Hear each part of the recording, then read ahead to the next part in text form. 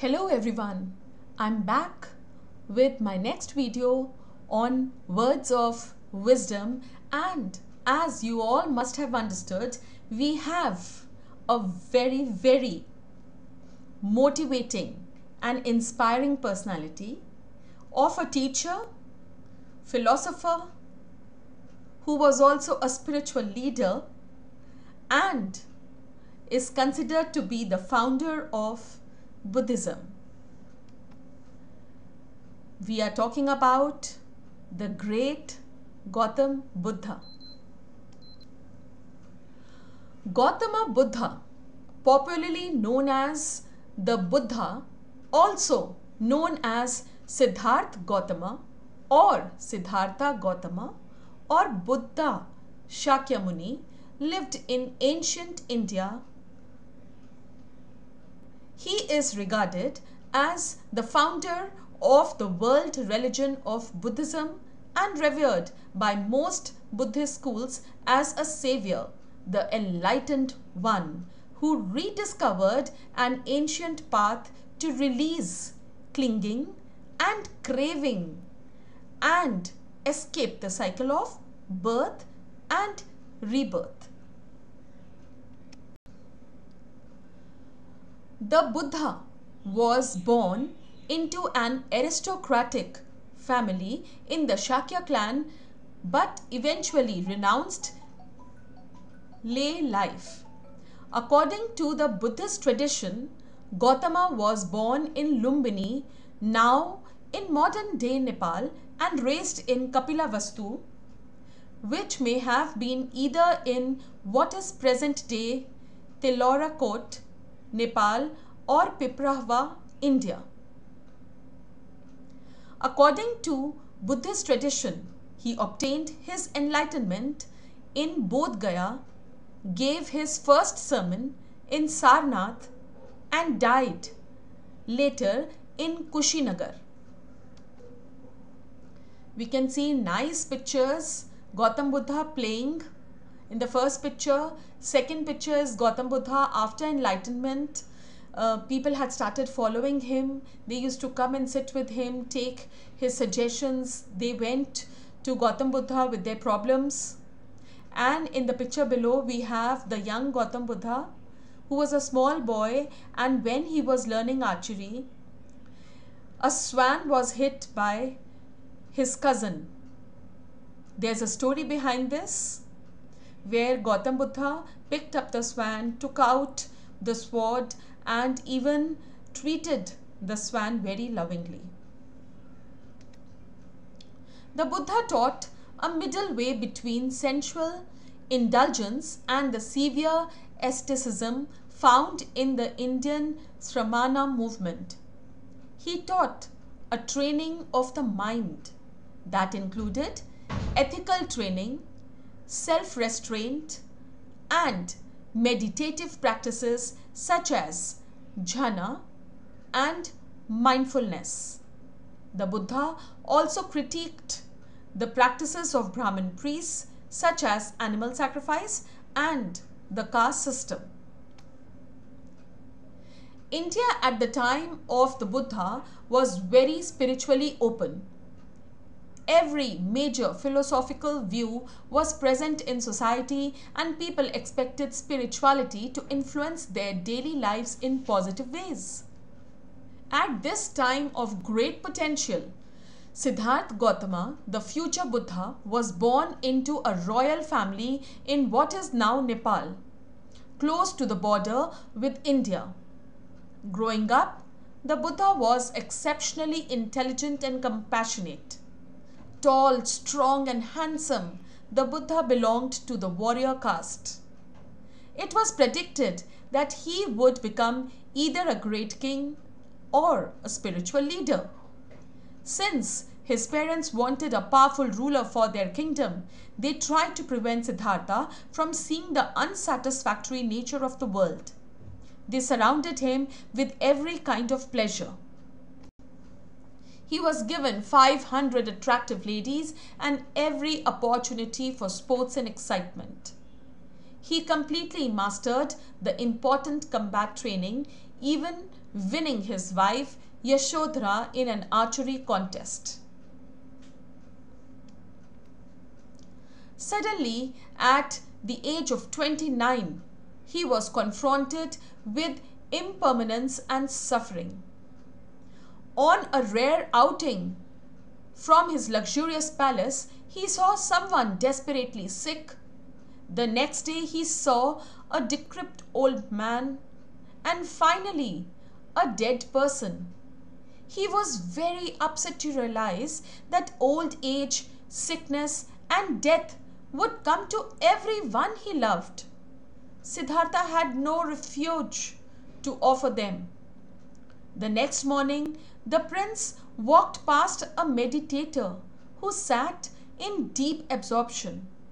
When their eyes met and their minds linked, Siddhartha stopped, mesmerized. In a flash, he realized that the perfection he had been seeking outside must be within mind itself.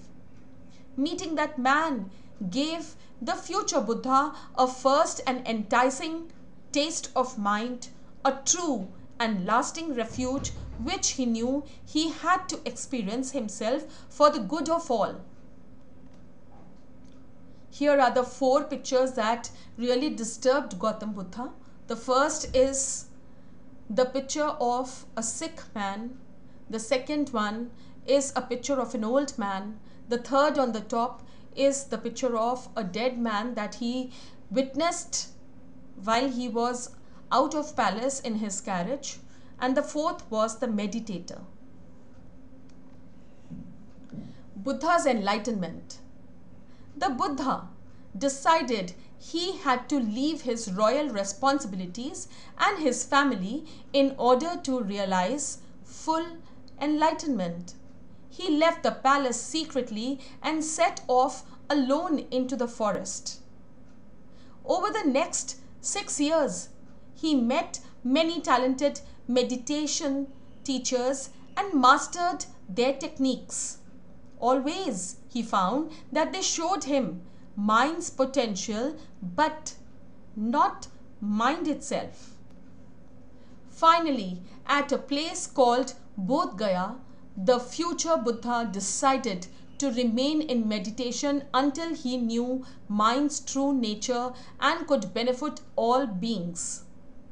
After spending 6 days and nights cutting through mind's most subtle obstacles, he reached enlightenment on the full moon morning of May, a week before he turned 35. He came to know about the Eightfold Path. The Eightfold Path, that means number 1, right view, that is to know the truth.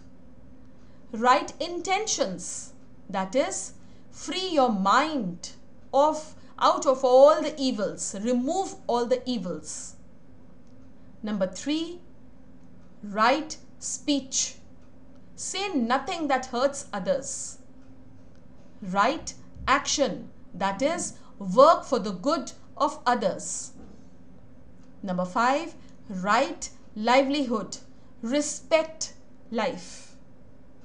Number 6, right effort, resist all kinds of evil. Number 7, right concentration, that is practice meditation.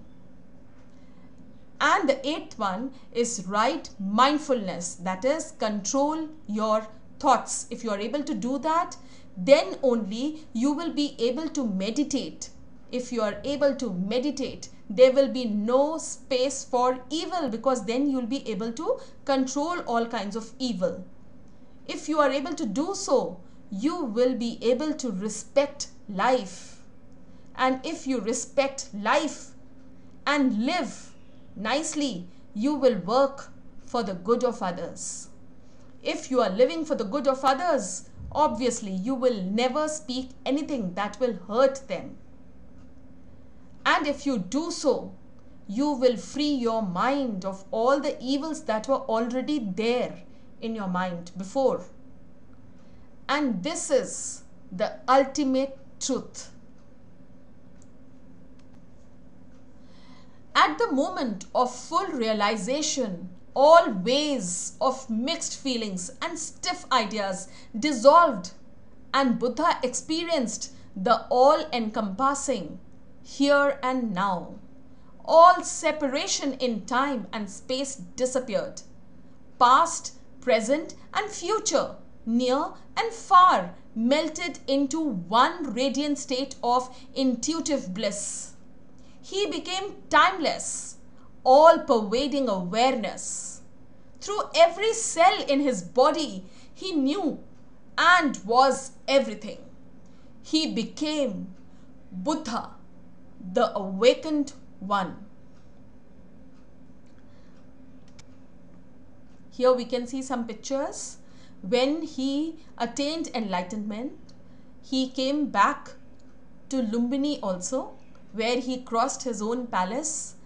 His son Rahul saw him going through the streets, and there we can see the mother, that is Yashodhara.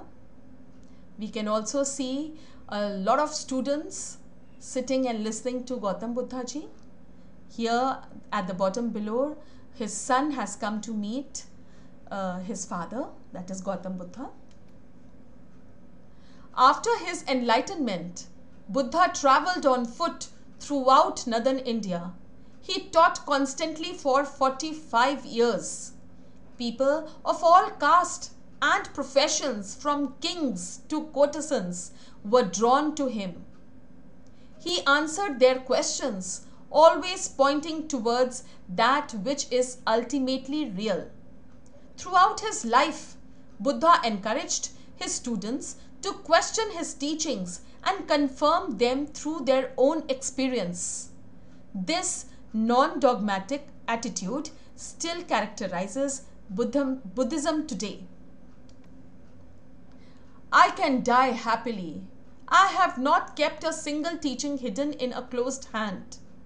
Everything that is useful for you, I have already given. Be your own guiding light. This was said by Buddha while leaving his body at the age of 80.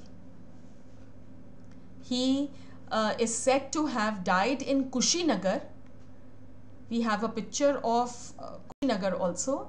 This is there in Kushinagar in one of the museums. Kushinagar is a town in the Kushinagar district of Indian state of Uttar Pradesh. This place is just near Gorakhpur. It is an important Buddhist pilgrimage site where Buddhists believe Gautam Buddha attained parinirvana after his death. It is an international Buddhist pilgrimage center. And the wonderful thoughts, there are many that you can Google and find out. I chose a few for you. Let's read.